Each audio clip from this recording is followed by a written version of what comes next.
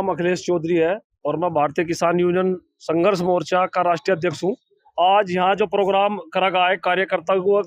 बहुत छोटे स्तर पे एक अपने कार्यकर्ताओं को बुला के एक मीटिंग करी गई और मीटिंग में बड़ा दुखद विषय रहा आज का यहाँ पर। और जो हमारे नीतू नैन भाई हैं, राष्ट्रीय उपाध्यक्ष हैं, उनकी साथ में गाँव के ही लोगों के द्वारा रंगदारी मांगी गई और ना देने पर धमकी दी गई कि आपका कारोबार बंद कर देंगे, आपका काम बंद कर देंगे। और इस तरह का वाक्य उस आदमी व्यक्ति के द्वारा जब जांच करी गई यहाँ कि कई लोगों के साथ में इस तरह का ठगी का मामला, रंगदारी का मामला उसका सामने आया। और ऐसे में लगभग एक हफ्ता पहले पुलिस प्रशासन को एक तहरीर दी गई थी लिखित में,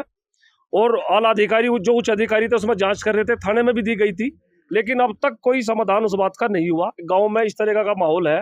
कि ऐसे अशांति फैलाने वाले व्यक्ति को, क्योंकि गांव के बहुत लोग मौजूद थे जिनसे मेरी वार्ता भी हुई कि बार बार इस तरह का करके लोगों को धमकाने का, उस्काने का, रंगदारी मांगने का जो कार्य करा जा रहा, ये पूरी तरीके से अगर इस पर कार्रवाई ना हुई, हमने अल्टीमेटम दिया 11 तारीख में एसएसपी ऑफिस पर पंचायत करेंगे हम इसमें। दूसरी बात, हमारे जो किन्नर है यहाँ, जो किन्नर सभा के जो हमारे कार्यकारिणी के जो लोग हैं, इनके साथ भी बड़ो थाना क्षेत्र के छचरपुर गाँव में मारपीट करी गई थी। और किन्नर समाज का यहाँ एक ऐसा मामला चल रहा,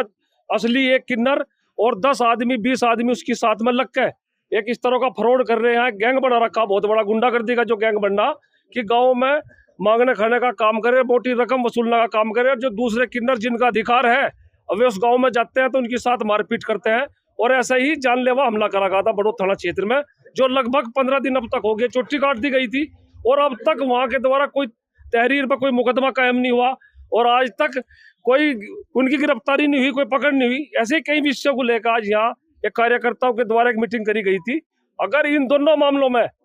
पुलिस प्रशासन संज्ञान अगर नहीं लेता तो 11 तारीख में एसएसपी ऑफिस में महापंचायत होगी। ये तो आदित्यनाथ योगी जी हमारे मुख्यमंत्री है, उनकी मंशा भी है कि पूरे प्रदेश के अंदर भय मुक्त राज हो और जो गरीब जनता है यहाँ से,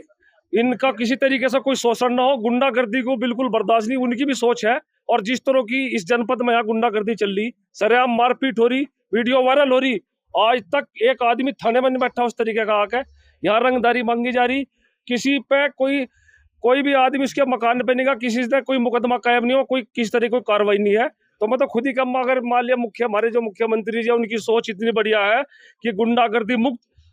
प्रदेश हो और दोबारा से उस स्थिति उनके नाक के नीचे अगर पनप रही तो यहाँ के प्रशासन पर सवाल है इस बात का।